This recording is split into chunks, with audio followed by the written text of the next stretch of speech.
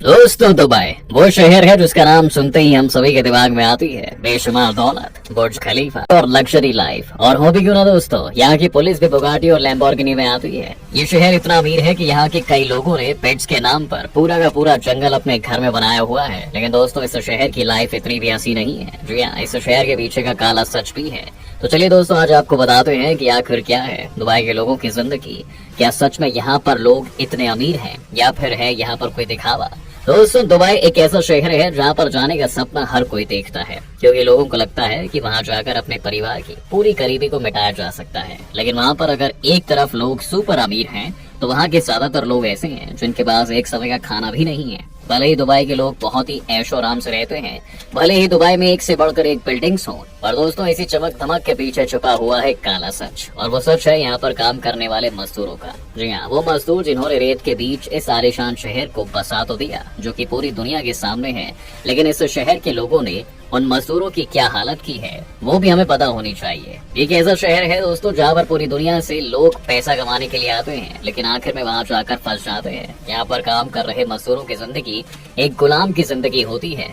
सबसे पहले तो जैसे ही ये मजदूर दुबई पहुंचते हैं, इनके पासपोर्ट ठेकेदार अपने पास जमा करने के बहाने जब्त कर लेते हैं और बस फिर उसके बाद शुरू हो जाती है इनकी गुलामी वाली जिंदगी। इनके अफसर इन्हें इंसान तक नहीं समझते और बिना जरा भी रहम खाए इन पर हमेशा चिल्लाते रहते हैं। अगर आप इनके पास पहुंच भी जाएं तो ये आपसे बात तक नहीं कर सकते हैं, क्योंकि इन्हें साफ हिदायत दी जाती है कि किसी भी टूरिस्ट से ये बात नहीं कर सकते हैं। जी हाँ, क्योंकि उन्हें ये डर रहता है कि कहीं दुबई का ये चेहरा दुनिया के सामने ना आ जाए। आपको जानकर हैरानी होगी, पर यहाँ 94 लाख से ज्यादा माइग्रेंट वर्कर्स हैं, जिनमें से ज्यादातर वर्कर्स साउथ एशिया यानी कि भारत, पाकिस्तान, बांग्लादेश और नेपाल से यहाँ पर आते हैं। लेकिन इन सभी में एक बात कॉमन होती है कि ये लोग दुबई की सड़कों पर वॉक करते या मॉल या फिर शोरूम में शॉपिंग करते हुए नजर नहीं आएंगे। आपको बता दें कि माइग्रेंट वर्कर्स दुबई के रिहायशी इलाकों से दूर स्लम एरिया में रहते हैं, जहाँ किचन जितने छोटे छोटे कमरों में 8-8, 10-10 लोग एक साथ रहते हैं। वहीं कई बार मजदूरों को किचन की सुविधा तक नहीं मिलती और उन्हें इन्हीं कमरों में खाना भी बनाना पड़ता है।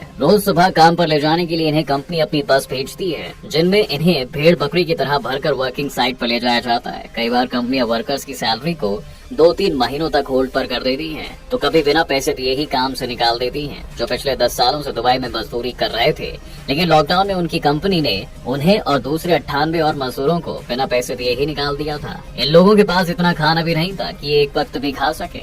इस तरह वहाँ पर लोगों को बिना पैसों के ही रहना पड़ता था और ऐसे लोग वहाँ से वापस भी नहीं लौट सकते थे, क्योंकि इन सभी मजदूरों का पासपोर्ट भी आते ही रख लिया जाता है। दोस्तों दुबई जैसे शहर में रेगिस्तान की उस गर्मी में जहाँ पारा 55 डिग्री तक पहुँच जाता है, वहाँ पर 14 से 20 घंटे काम करना वाकई में नर्क से कम नहीं है।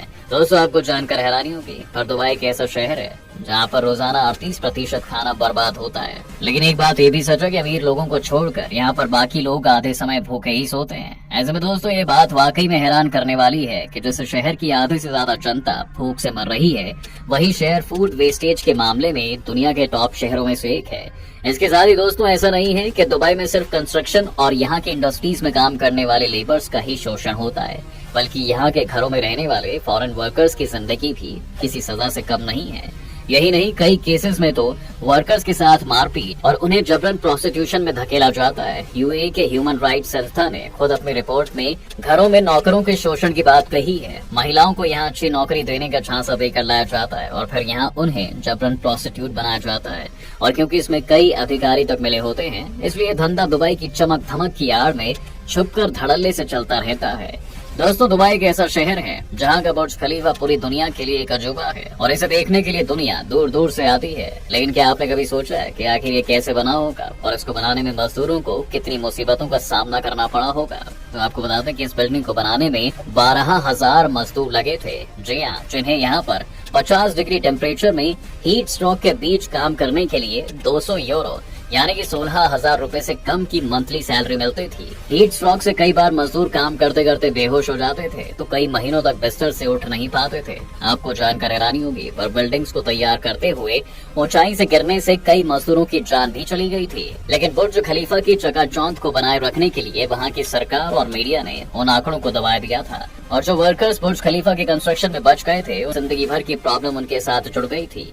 आपको बता दें कि उन्हें सांस लेने में दिक्कत, डिप्रेशन, हार्ट डिसीज और हाई ब्लड प्रेशर की बीमारी लग गई थी। और ऐसा नहीं है कि ये कहानी सिर्फ बुर्ज खलीफा को बनाने वाले मजदूरों की ही हो, बल्कि दुबई के हर ब्लू कॉलर वर्कर के साथ ऐसा ही होता है। दुबई आए दिन अपने यहाँ पर फॉरेन इन्वेस्टमेंट बढ़ाने के लिए नए नए प्रोजेक्ट्स चलाता रहता है और इन प्रोजेक्ट्स को पूरा करने के लिए ऐसे ही मजदूरों की जरूरत पड़ती है। आपको बता दें दोस्तों कि वर्कर्स को रोजाना वर्किंग आवर से ज्यादा काम कराया जाता है और ओवर टाइम का कोई पैसा भी नहीं दिया जाता। वर्कलोड ज्यादा होने पर वर्कर्स को वीकली ऑफ तक नहीं दिया जाता है। अपने देश के मुकाबले वर्कर्स को पैसे तो ज्यादा मिलते हैं, लेकिन ये पैसे दुबई के महंगे लाइफस्टाइल के मुकाबले चिल्लर ही नजर आते हैं और वर्कर्स वैसे पैसे अपना गुजारा कर पाते हैं। दुबई आने से पहले ही कंपनियां मजदूरों से कॉन्ट्रैक्ट साइन करवा देती हैं। ऐसे दुबई आने के बाद वो मजदूरों को जैसा चाहें वैसा फायदा उठा सकते हैं। और इन सब से तंग आकर अगर वर्कर अब वापस अपने देश लौटना भी चाहे तो ये तब तक पॉसिबल नहीं है जब तक उसका मालिक या कंपनी उसे इजाजत ना दे। वैसे तो दोस्तों यूएई में मजदूरों की सैलरी रखना गैर कानूनी है, लेकिन दुबई में ये सब बहुत आम बात है जिस पर किसी की नजर नहीं जा पाती है। और खास तौर पर तो ये सब दूसरे देशों के मजदूरों के साथ तो बहुत ही आम है।